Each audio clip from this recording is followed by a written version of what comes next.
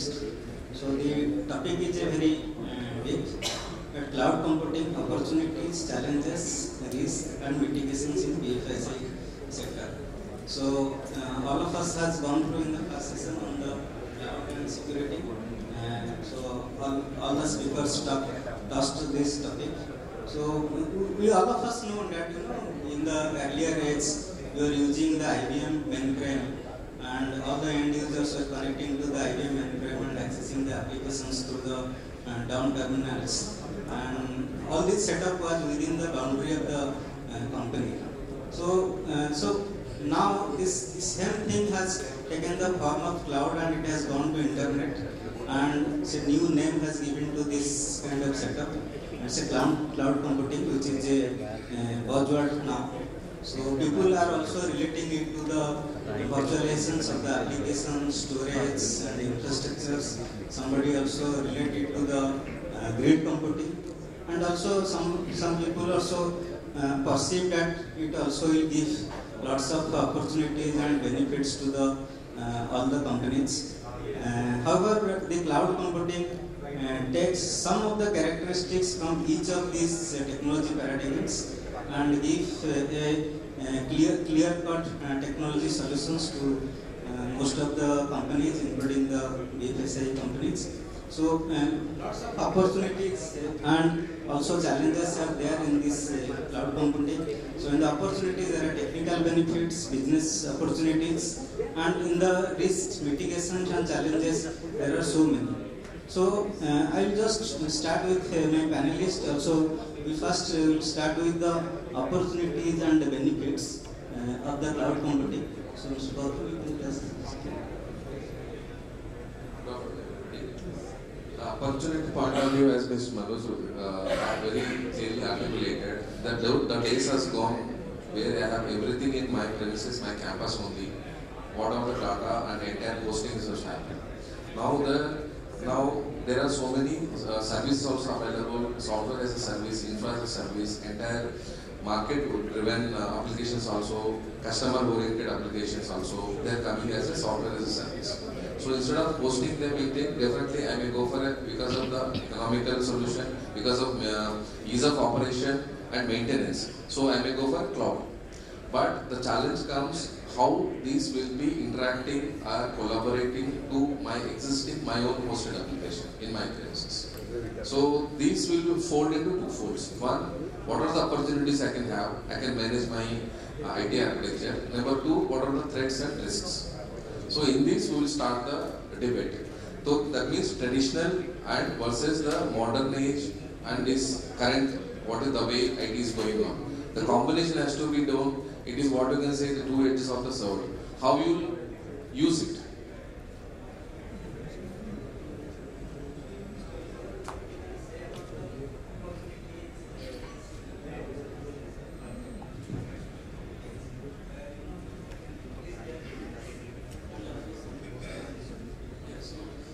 Just in a nutshell, if you say what is your life without cloud,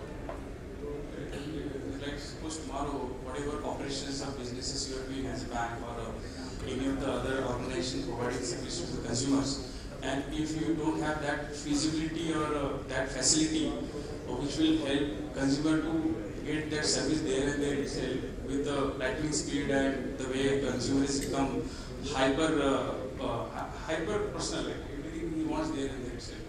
In that context, you have to have those systems always ready. Uptime should be 24/7.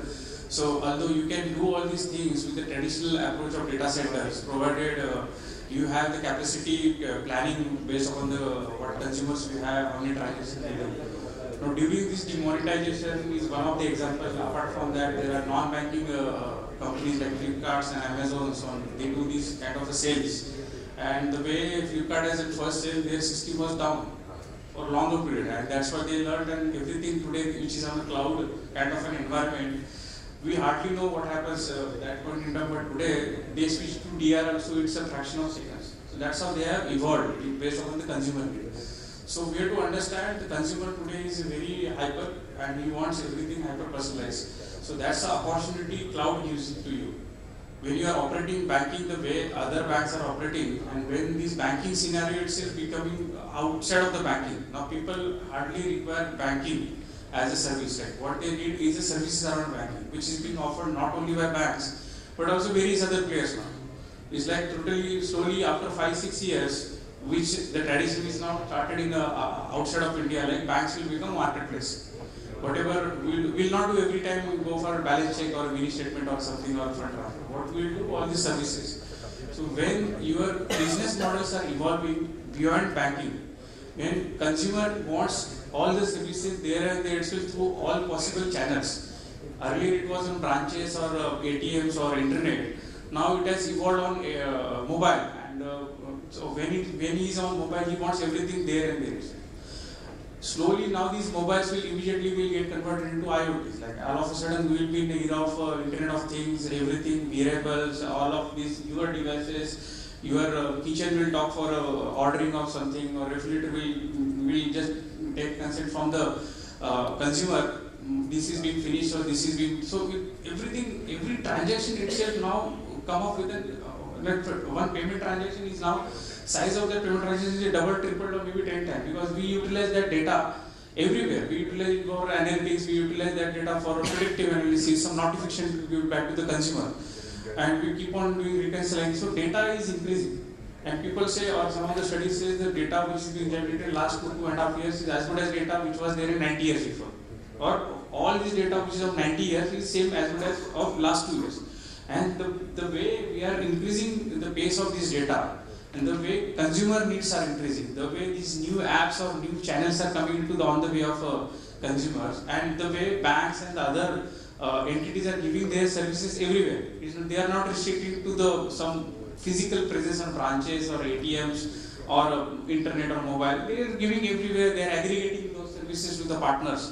So that's the opportunity where the cloud comes as a boom. Okay, I am available, I'll give you everything 24/7, and you just keep on doing the transaction, whatever will be the load, I'll get elongated as much as you want, and that kind of a facility and opportunity is there. But at the same time, when you are getting so many good things, there are risks, there are some things to be taken care of. So how can we go ahead? So that's a journey. We can go slowly, go for some of the non-financial systems, study it, how it's really helping to internal technology team to understand what is that is required to understand downtime or SLA around all those systems. Today, in none of the cloud service provider can give the SLA of my internet banking or core banking if it is on cloud. Right? But for them also it's a journey. Now they are also making their systems cloud ready. So as we are making those financial systems cloud ready, let's experiment with some of the non-financial, non-critical systems on cloud and get ready with all this journey. Because, but I would say in a nutshell, opportunities are there. There are challenges. One of the challenges which everybody will talk about is data security. Although we do not have a data security policy in India, right? So our data is very well shared with the Facebook, Google, or many other such entities where data center is outside of India. So what is that we are driving by saying that your data center of a bank cannot be outside? Your data of your consumer is already gone. So that's the one way, another angle to look at those issues and something like that. So I think we'll brainstorm more. And yeah, thanks. In fact, ma'am, looking at the success of Salesforce automation application, Salesforce.com in the cloud, and most of the organizations has moved to Salesforce.com, and also the new banks which are given permissions by RBI, they have directly gone into cloud. So cloud services also is stocked as a speed to market. And as a IT head, if you think building a data center may be very easy, however maintaining it, and always looking at whether patches are installed or not, whether there is a possibility of ransomware attack, whether there is a possibility of power failure. You may not have 2 power supplies to your data center. You may not have that that opportunity to have 2 power supplies. So looking at this facilities that provided by the cloud service vendors, and also looking at the different regulators like insurance regulator, RBI, all of us have come that your core data should be within India. And looking at the Microsoft, big players like Microsoft, Amazon, Google has already have their data center in India. So what would be your take on the cloud vendors or cloud services? Thanks, Manoj. This itself is a very cloudy topic, and if we approach it with a lack of knowledge, it has the potential to cloud our judgment as well. Most of the times I've seen companies approaching cloud with an understanding which is of the order of, like this old muhavra goes, Kajal kya hai mujhe pata hai, haldi ke jaisa safed hai. So it's like you neither understand Kajal, nor do you know what haldi is, nor do you have an understanding of what white is. But because it is everywhere and because everybody is using it, it's just something that I would want to hop onto the bandwagon. Now, like Manoj said, so for the banking industry, they have been the watchers in the cloud computing.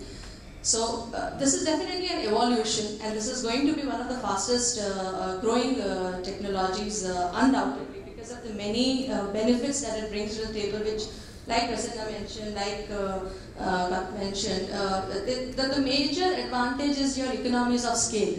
The biggest thing that cloud brings to the table is the cost advantage for you. If your business continuity is there, your business agility is there. If you want it, your green IT is also there. If that's something that you would want to pursue. But the biggest is economies of scale. But what we are actually debating here today is what is going to be the spread or what is going to be the scope of cloud computing when it comes to the financial services sector. So, as somebody who is into IT, I can very comfortably and very confidently say that there is not a single cloud service model which can service 100% of the technology requirements for any organization. It is going to be a combination of a cloud or an on-premise or at best a private cloud kind of a setup, at least for the financial service industry. And cloud, when it started, had been in a very immature stage, and financial industry has mostly been waiting and watching to see how it matures and gets to a level in terms of security, like Prasanna, which is the biggest blurred area when it comes to cloud computing before actually going ahead and adopting it. But coming to whether it's comfortable for me to set up my entire DC, or should I just give it away to somebody else to manage it for me. We have known that as you would move up the cloud stack, so you move from your IAS to your SAS, your operational flexibility and your direct control over your security does go for a toss. Now for some, Manoj, this might be a negative. I might not want to lose my control over my security and my operational control. But for some, this is exactly what they need. So for upcoming companies, let's say for the newer companies or for smaller companies who really don't want to be bothered with the daily management of IT, I might just want an external vendor to take care of everything while I concentrate on my business. So from that point of view, and having identified what is it that works for me and for which applications does it work for me, it makes sense to go with cloud into those segments. But yes, for banks, because you deal with public money and there is a lot of sensitive information and there's a lot of sensitive data that you have to take care of, and the guidelines like you mentioned with respect to RBI that we have, wherein you have these data residency requirements. The data has to be in the physical jurisdiction of the bank. You have other regulatory requirements which you have to adhere to. I mean, a lot of it have been amended in recent years as clouds have matured. But this is something that you need to really look at before you take a look or before you evaluate cloud for as a service provider for yours. Yeah, thanks, ma'am. Like in fact, yes, cloud provides lots of opportunities, and also as you were saying that you have to little bit cautious while jumping into cloud because of lots of risks are also there.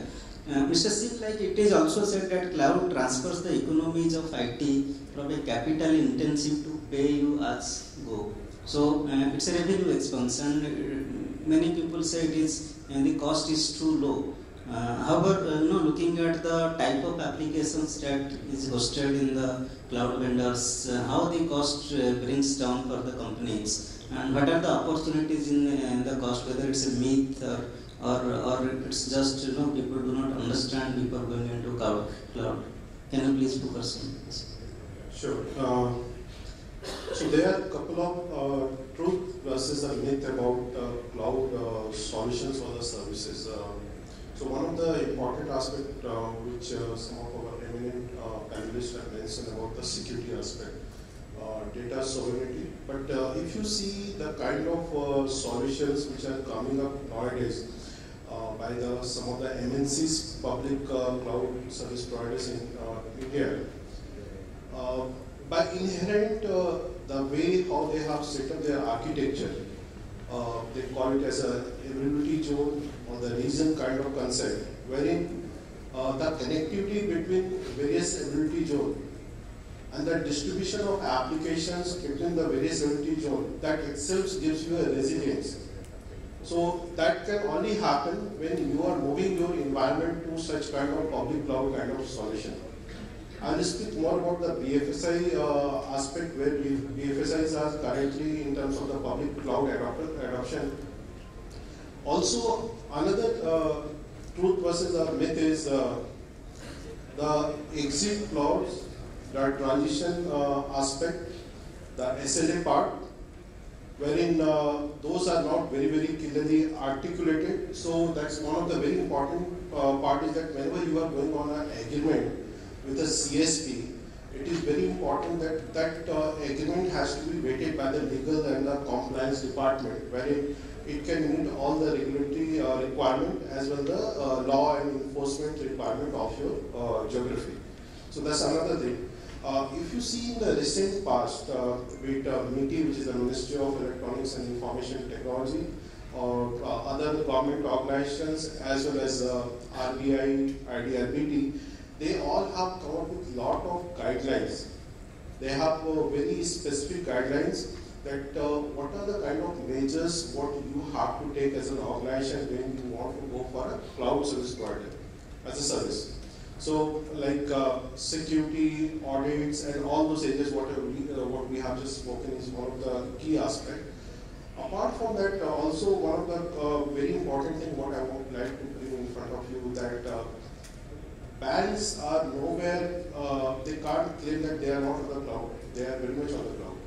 If you see, almost all the banks, they have some kind of collaboration with some fintech service provider.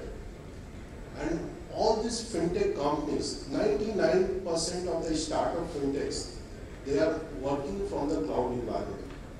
So again, this is a myth that your customers who are accessing your core applications, be it on the retail side or wholesale banking side, that customer's environment is not also available on the cloud, which is another myth.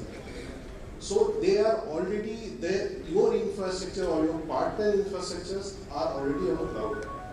So your data is already on the cloud. Now the data sovereignty, that is what is very, very important. So that is the area where most of the organizations, especially the BFSI, they have to be very particular because RBI also has some outsourced rated some guidelines which has to be adhered. And from the security aspect, resiliency aspect, my feel is that cloud is more resilient, more secure, as Singh has also mentioned in the earlier session, that cloud service providers are very, very particular and they put a lot of investments around security, compliance, regulations. And if you see the recent list which came from MITI about the 12 cloud service provider which got STQC certified. So government is also giving a push on the cloud service provider for the government department, municipal, any other state government department to adopt such kind of solutions. Because it definitely gives you an agility, scalability, and time to market your solution and services. So in banking sector, what is the trend? What we are currently finding that non-code applications are definitely going on cloud. Could be an HRMS, could be on the training, customer interfacing kind of solutions. Lot of banks have also started going on services from the CSPs on analytics. They are using the analytics which are being offered as a kind of API kind of solutions, which most of the banks are going for that and they're using it also. So I don't see that you can live without cloud. You have to adopt cloud. And this is the only kind of solution which are going to also help the country in a longer term, wherein the government has 7.5 trillion kind of USD kind of economy what they are expecting in another by 2022. So how can you expect that such kind of economy can be delivered by a co-location kind of setup? It's impossible to even think of. The 2.3 million petabyte of data which are only going to get generated in Indian context, where are you going to store this 2.3 million petabyte of data? So it can't happen in a co-location space. When you are talking about 100 smart cities, so 100 smart cities have just started. Can you imagine the connected cars? Can you imagine the connected devices? When all those are going to come up with the kind of the data what they are going to generate, the kind of scalability, the kind of resilience, the kind of availability what you would be expecting, you can't be in a position where your environment is down and see the kind of consequences it can have if you don't have that kind of resilience architecture as an inbuilt, and that can only come from the public cloud kind of solution. So that's all I can say from my side. Thanks. You cannot avoid cloud. So cloud computing is the way forward, is the future. It provides lots of opportunities. And however, in all the organizations, it is not always true. Like Mr. Gautam and ma'am has told, as a head IT, and they also take a cautious stand. However, in many of the organizations, always there is a tussle between CIO, CSOs, and compliance officer, legal, the other side, because lots of complications are there. So the challenges, if we see, there are lots of challenges. If you can see the privacy and security, financial management, vendor management, like Mr. Singh has told that there are outsourcing guidelines by many regulators, including RBI, IRDA, and also operational challenges, IT governance challenges, and the regulatory and compliance challenges. So if you take just specific IT governance challenges, this question is to Mr. Gautam and ma'am. Like you are as a head IT, and different business units are coming to you with different suggestions, because they have already made the cloud vendors, and cloud vendors has shown them lots of opportunities in enhancing their business within their business unit. So how will tackle? So like 3 business units wanted to host 3 applications at 3 different cloud vendors, and you have to develop your own web services or your own APIs to integrate those applications with your own infrastructure or with your own applications. So how do you tackle it? I can take one use case so that we can discuss something. Suppose you wanted to do one training programs, or customer who can say e-learning platform. Somebody comes with a, you can say, sales automation, lead management system. Somebody comes, marketing comes, I want to do some blasting, communication management. All the 3 are different providers. What is they have their own merits and they have their own choice of preferences, saying because of my cost, because of my ease, because of the time to market, the way other panelists were explaining, so that everybody have their own pros and cons, each one. So how you can integrate these 3? There could be 2-3 scenarios basing on the size and the spending appetite of the organization. One thing which I am facing right now, we are a startup. Still I am evaluating the last 2 months with the right solution. Still we are at the final evaluation stage. So what I am adopting is, I said everybody has to do some compromise from the business point of view. How you can, technology comes later. So each business has to come up. The solution which are referring, can it be 2 solutions can be in one place? So the majority wins. This is a very crude way of handling. Second way of doing, all these vendors, can you put in one room, let them give me the guarantee, how they will talk each other. This is going to be the future. This is going to be the challenge for coming years.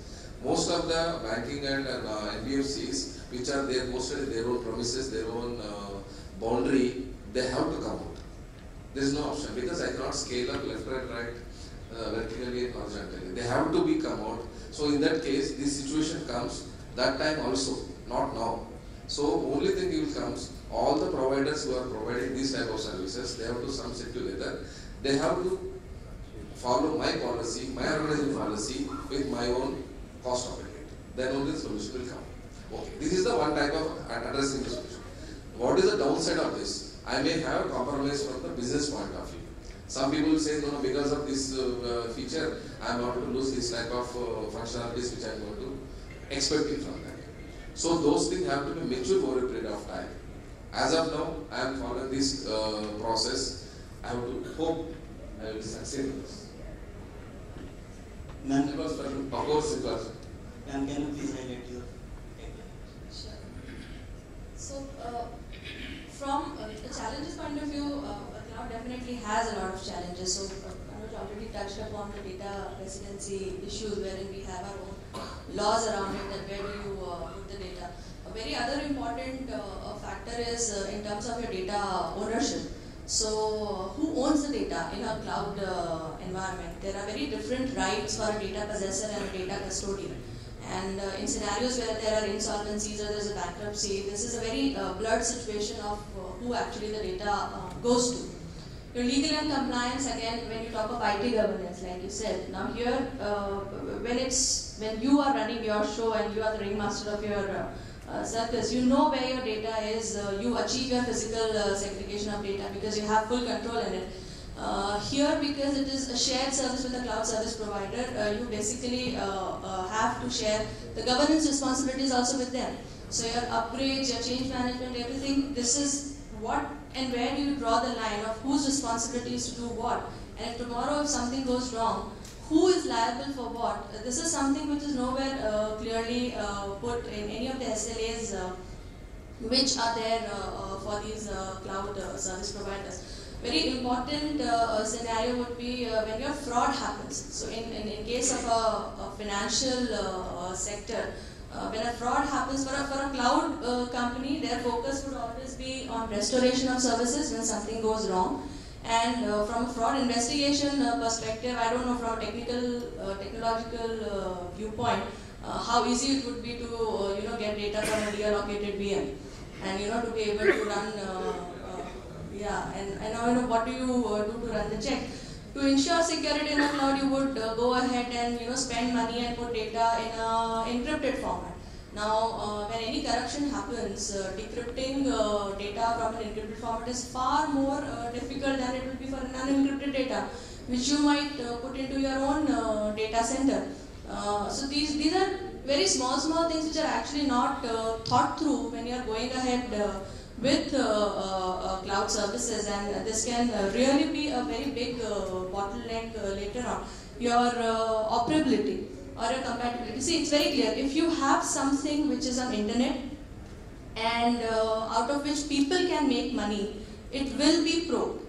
It will be pro. So it basically means that your security has to be very robust, and when you don't have direct control over it, you basically have to go by whatever your provider tells you. And the proof of the pudding would be when actually something goes wrong, and that's when you come to know what is it that you do. Now, if something goes wrong and tomorrow you want to change also your cloud service provider, I don't know how easy it is, in terms of your platforms, whether you can move your software from one provider to another. What are the laws governing it? I mean, whether your cloud provider supports you or not. There are a lot of things which comes into picture. So, risking your core data is still, I think, a no-no when it comes to putting it onto the cloud, because ownership is blurry, the rules around it are blurry. But with respect to your data, which is non-confidential, non-regulated, non-sensitive, I think maybe it can help you drive economies of scale, definitely.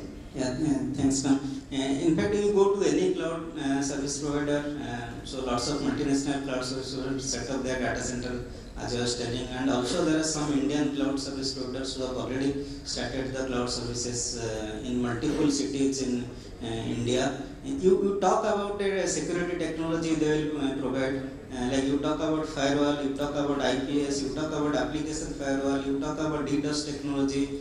They have hundreds of security experts within their company, and they have invested lots of money into the security technologies to secure their environment. However, like we take a cautious stand, like we will not outsource or will not store the very confidential data or sensitive data like customer data into the cloud. However, we are inclined to put our non-core data, and in the non-core data also we are thinking that HRMS data is a non-core data which includes the employees' information, personal informations, employees' payroll informations. We are also putting the training data. Along with the training data, we are also putting the lots of the employees' personal informations. And there are also multiple instances of LDAP or the authentication database. So, Mr. Prasanna, looking at these scenarios of these challenges, so what is your thought? How do we overcome these challenges, or what would be the mitigation measures? So, mitigation measure is all around three things, and the people, process, and the technology. So first of all, people, like if you really want to adopt for a cloud computing in your organization, whether do you have that skill set available within your organization? Do you have that people who understand what is meant by cloud? Or do you have that people in your organization who are inclined with the cloud adoption? Do you really want to go for that? So I think most of the organizations have understood the meaning of a cloud and awareness around the benefits around cloud, risk around that, opportunities around that. And they are also asking their internal technology to create their own policies or the approach towards getting on the cloud. So that's around the people. Around the processes, the way we are governing with our managed data centers or the data centers which is at big companies like we have at NetMagic. So on those lines, how we will adopt slowly all our systems going on the cloud. So that's a journey, as I said earlier. That understanding existing processes or existing documented processes and those changes in that processes, how to do that, taking the buy-in or sign-off from the various stakeholders in the organization. Say it could be starting from an audit team, or say it could be starting from compliance team, or say it could be starting from the IT security. So these three stakeholders will govern why we are moving your systems or data onto the cloud. And although if you are moving it, what is that mitigation if something goes wrong, how we can really recover the data, as you rightly said, or something like what is the if it is a downtime is there, who will take care of the whole complete ownership?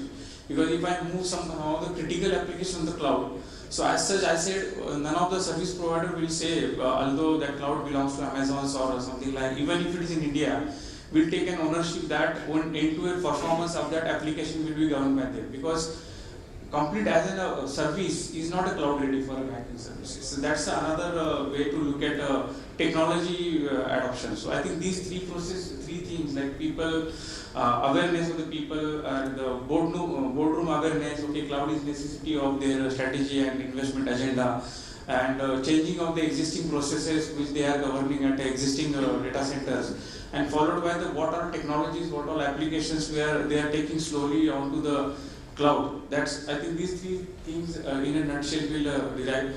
Other things which are on the regulatory side, right? So what is that law around data prevention or data security? So this is a responsibility with the regulation, government of India and various companies like MITI you said, spoken about, and I think on those lines they have created some guidelines also. And that guidelines are really helping for those banks, and as you rightly said, some of the banks are already on their cloud. Some of the core banking solutions are already on the cloud. Cooperative banks are adopting cloud very widely. And I think that confidence will help us to get on the cloud slowly. As far as banking application concerned, non-banking applications, they already adopted their journey on cloud. Most of the companies like Flipkart and Amazon, they are on cloud. Although there are some risks, like something goes on Amazon wrong, everybody gets scared, because we have seen the incidents like internet going down. And so I think, and ultimately customer, which could be an internal customer or external customer, they also want something which is immediate ready. And I think we have no other option for going cloud or beyond cloud, like network out clouds. That is another future, like having those CDN kind of a networks, which is the next level of the cloud, right? So that's a journey, I think. And I think almost all the organizations has such a way moved out from the in-house data center to the managed data center, and slowly getting onto the clouds. Yeah, thank you, Mr. Prasanna. Yes, people process technology, though it is an old thought, still holds true. For all the existing technologies as well as the emerging technologies like talk about the cloud, talk about artificial intelligence, talk about machine learning, talk about blockchain, people process technology is the key. I will add an fourth word to these three words. Another is the technology governance, which means IT governance. Whether we are practicing the appropriate IT governance. We have still, though the country does not have a very extensive data protection law, which is coming very soon. But we have Information Technology Act, we have Section 43 of IT Act, which talks about the protection of customer data, protection of personal identifiable and data, sensitive personal informations by all the organizations. And also almost all the BFSI regulators has already come up with the regulations, and like MAM is there, DSCI also has lots of good practices and guidelines which is published on their website. There is also Cloud Security Alliance which has a Mumbai chapter. They have releasing lots of materials. And there is a treacherous 12 cloud computing threads which they have published it, and then you should look at those things while engaging a cloud service provider. And Mr. Singh, I will just take few minutes. We are just running out of time. So everybody's take the first line of defense to any organization is the IT and business. And the second line probably the information security team, and the third line is the internal audit of any organizations. So like the business and IT goes into cloud, taking a scenario, looking at all the aspects of risks and other things. So as an internal audit professional, how do you face it, and what is your thought process, and how would you advise to your internal departments on the going forward with the cloud technology? Manoj, when you started this discussion, you in fact mentioned that a couple of decades back, we had all this set up in-house, right? Eventually we moved to virtualized environment. Now we are talking about private and then public and then edge kind of solution, computing solution.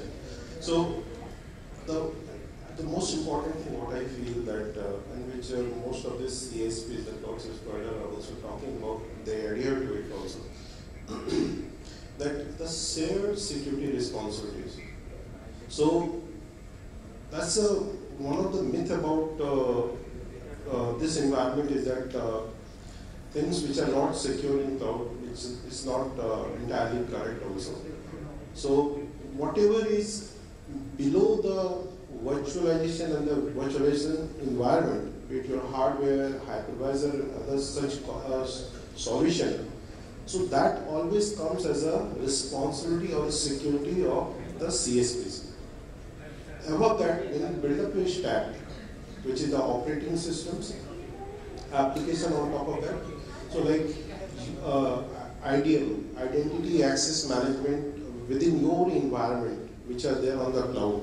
So those all kind of solutions, those all kind of areas which are definitely has to be controlled by you. The change management, the user access management. So those are the areas which has to be fully controlled by you, where the cloud service provider has no role to play. If your super admin user ID and password is being shared, you are not following the basic principle of security. So cloud service provider can't help. Whether you are in a co-location space or at whatever public or private cloud or edge kind of solution. So basics is very, very important. So all different line of defense, whether the first line of defense, as you said, that it's business side, they have to be very, very clear that not all data environment they want to move into the cloud.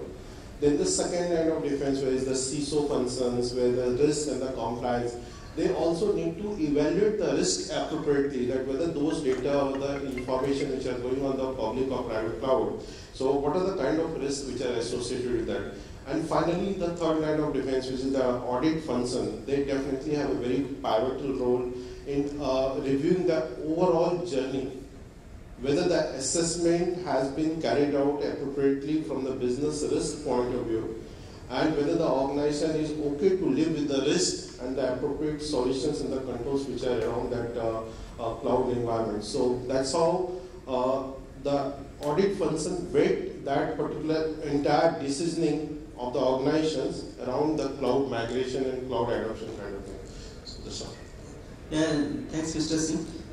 Thank you to all the panelists. Lots of good thoughts has emerged out of this discussions on the cloud computing and way forward for the cloud technology. So to summarize what all of us has told, so before going to adopting the cloud services or cloud technology, probably all of us should look at, first we need to understand the roles and responsibility of the organizations and the cloud service provider. So we can outsource our services, but we cannot outsource our accountability, like Mr. Vijay Singh was also telling, we cannot outsource our own risk. Second is to understand the business level policies. So business level policies means the data policies, change to the web services or APIs which are going to connect between our own data center or our own infrastructure to the cloud infrastructure, limitation of liability clause in the service level agreement, and the intellectual property which needs to be taken care. And they understand the deployment methodology of the cloud vendors, like software as a service, infrastructure as a service, platform as a service, and identify the critical performance level of the cloud vendor. What is the expectation of the business, what is the expectation of the CIO, and what is the expectation of all other people like internal audit, risk, and CSO. The other thing is to evaluate the security, privacy, and the data residency requirements, looking at all the country's laws and regulations. And the next probably will be identify the service management requirements. Probably while signing the service level agreement, we need to specify what is the service management requirements, and we should be also open to the failure in the services. And if there is a failure, what is our alternative source?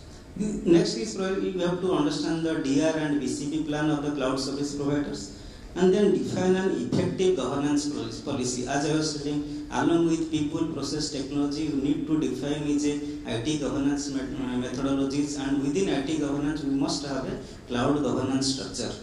And the last but not least, understand the exit process. When we tie up with a cloud vendor or cloud service provider, there must be a clause inside the SLA. How should we exit? If we exit, how we will get our data, whether the data at the cloud vendor would be deleted permanently. All the logs also would be deleted permanently and would be handed over to the organizations. So to this I thank you all panelists, and also I thank to the organizers. Thank you.